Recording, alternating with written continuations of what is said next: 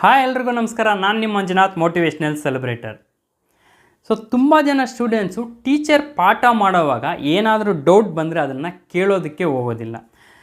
ಕೇಳಬೇಕಂದ್ರೆ ಏನೋ ಒಂಥರ ಮುಜುಗರ, ಅವರ ಒಳಗಡೆನೇ ಒಂಥರ ಭಯ. ನಾನು ಈ ಸ್ಕೂಲು ಕಾಲೇಜಸಲ್ಲಿ ಮೋಟಿವೇಶನ್ ಕ್ಲಾಸ್ ಮಾಡ್ತಾ ಇರ್ತೀನಿ. ಸೊ ಆ ಕ್ಲಾಸ್ ಆದಮೇಲೆ ಏನಾದರೂ ಡೌಟ್ಸ್ ಇದೆಯಾ ಅಂತ ಕೇಳಿದಾಗ ಒಂದು ಹುಡುಗಿ ಒಂದು ಕ್ವಶನ್ ಕೇಳ್ತಾರೆ.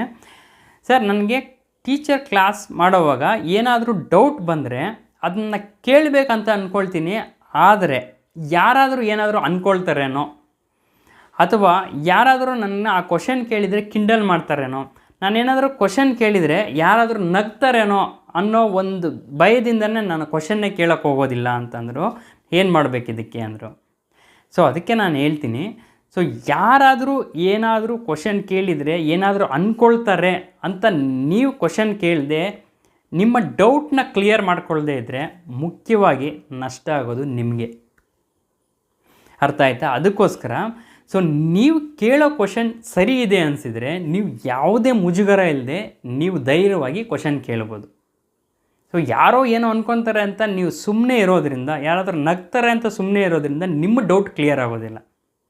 ಅದೇ ರೀತಿ ಇನ್ನೊಂದು ಉಪಯೋಗ ಏನು ಗೊತ್ತಾ?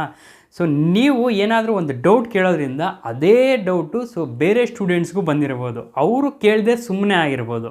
ಸೊ ನೀವು ಕೇಳೋ ಕ್ವಶನ್ನಿಂದ ಟೀಚರ್ ನೀವು ಅದಕ್ಕೆ ಆನ್ಸರ್ ಹೇಳಿದರೆ ಖಂಡಿತ ನಿಮಗೆ ಆ ಡೌಟ್ ಸಾಲ್ವ್ ಆಗೋದ್ರ ಜೊತೆಗೆ ನಿಮ್ಮ ಜೊತೆ ಇರೋ ಆ ಫ್ರೆಂಡ್ಸು ಕೂಡ ಆ ಡೌಟ್ ಅನ್ನೋದು ಸಾಲ್ವ್ ಆಗುತ್ತೆ.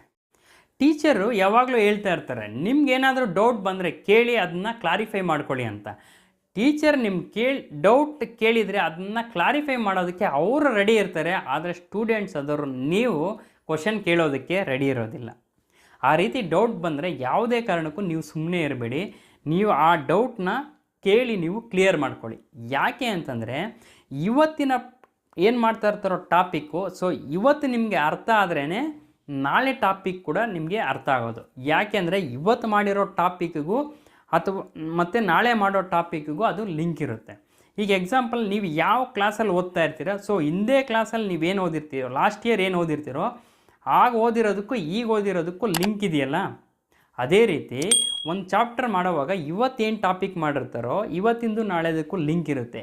ನೀವು ಇವತ್ತಿನ ಚೆನ್ನಾಗಿ ಅರ್ಥ ಆದ್ರೇ ನಿಮಗೆ ನಾಳೆ ಟಾಪಿಕ್ ಕೂಡ ಚೆನ್ನಾಗಿ ಅರ್ಥ ಆಗುತ್ತೆ. ಅದಕ್ಕೋಸ್ಕರ ಯಾವುದೇ ಒಂದು ಡೌಟ್ ಇದ್ದರೂ ಕ್ಲಾರಿಫೈ ಮಾಡ್ಕೊಳ್ಳಿ. ಯಾವುದೇ ಒಂದು ಮುಜುಗರವನ್ನು ಪಡೋಕ್ಕೆ ಹೋಗಬೇಡಿ ಆ ಟೀಚರ್ನ ಕೇಳೋದಕ್ಕೆ.